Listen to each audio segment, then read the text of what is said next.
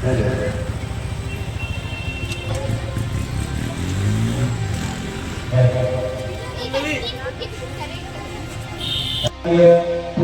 बाबासाहेब फडणवीस यांच्या नेतृत्वाखाली स्वर्गीय शिवाजीराजे नागे साहेब, कृष्णराव प्रोफेसर भैया पाटील दादा, माननीय अध्यक्ष यशवंतराव नागे पाटील या सर्वांच्या सोबत कार्याचे सर्व संस्था चालकांना एक अतिशय मोठा माझ्याशी लातूरचा पहिला कार्यक्रम या ठिकाणी झाला. माझा सत्कार असतो किंवा पहिली शाळा कार्यक्रम मला माझ्या गावाला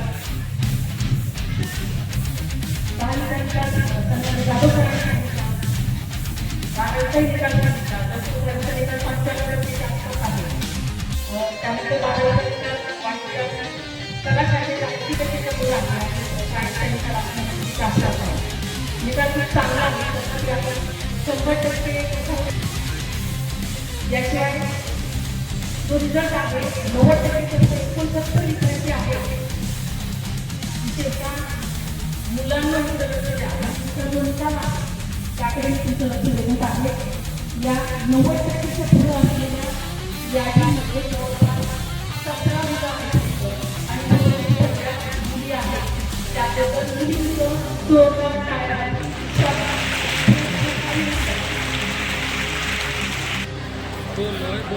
वडील शिक्षक आणि तुम्ही शिक्षणाधिकारी, काय वाटतं? खूप छान हा योग आहे. माझ्या बाबांनी मला आणि माझ्या या जनता विद्यामंदिरच्या गुरुजनांनी मला घडवलं आणि याच ठिकाणी पुन्हा येण्याची या शाळेची गुरुजनांची संधी मला त्याबद्दल मी माझं अनुभव समजतो. आणि या शाळेची जी गौरवशाली परंपरा आहे ती पुढं कसं वाढीस लागेल यासाठी सर्व शिक्षक वर्गांनी मी पुन्हा एक आव्हान करतो. तसं 12वी निकाल सध्या अभाव 90 आहे तसं 100% होईल. आणि ते काही आणखी MCBC असेल किंवा इतर संधीच वाढते यासाठी आपण सगळ्यांचं प्रयत्न करूया. आणि या ज्या गुरुजनांनी ही शाळा वाढवली त्यामध्ये वैले सर आहेत, माझे बाबा कुंभार सर आहेत, गोळकुंडे सर आहेत, कुलकर्णी सर आहेत, नागकर सर, माझे गुरुवर हे सर्व रिटायर झालेले. या सर्वांची परंपरा इथल्या सर्व शिक्षक वर्गांनी जोपासलेली आहे. त्यांनी या ठिकाणी शुभेच्छा देते. आणि या जनता विद्यामंदिरच्या गुणवंत विद्यार्थी सत्कार समारंभाच्या निमित्ताने त्या विद्यार्थ्यांनाही या ठिकाणी शुभेच्छा देते.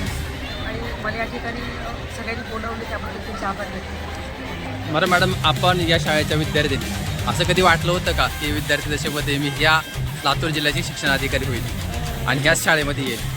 असं कधी वाटलं नाही.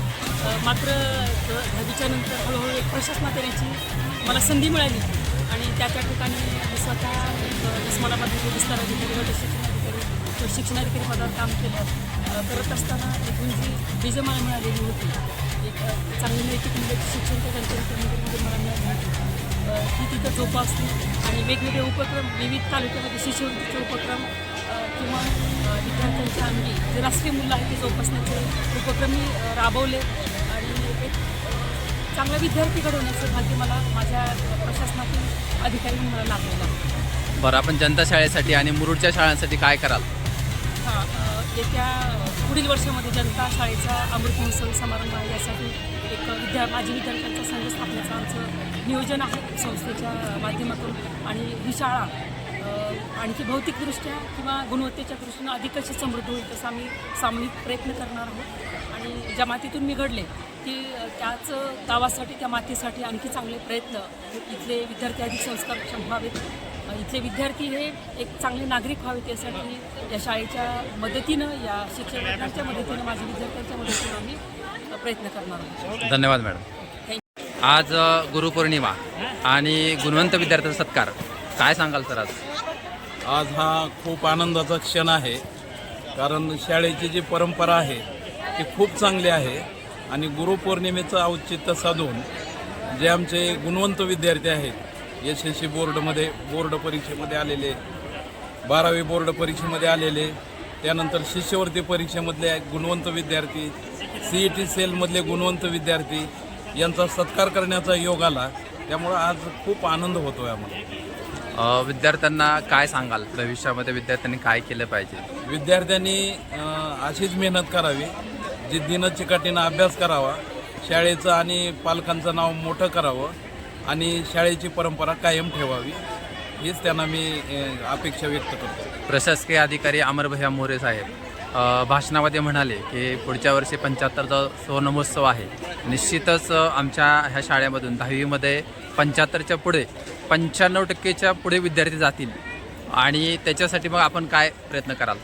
आम्ही शाळेमध्ये ज्यादा तास घेत आहोत, विद्यार्थ्यांच्या ज्यादा परीक्षा घेत आहोत.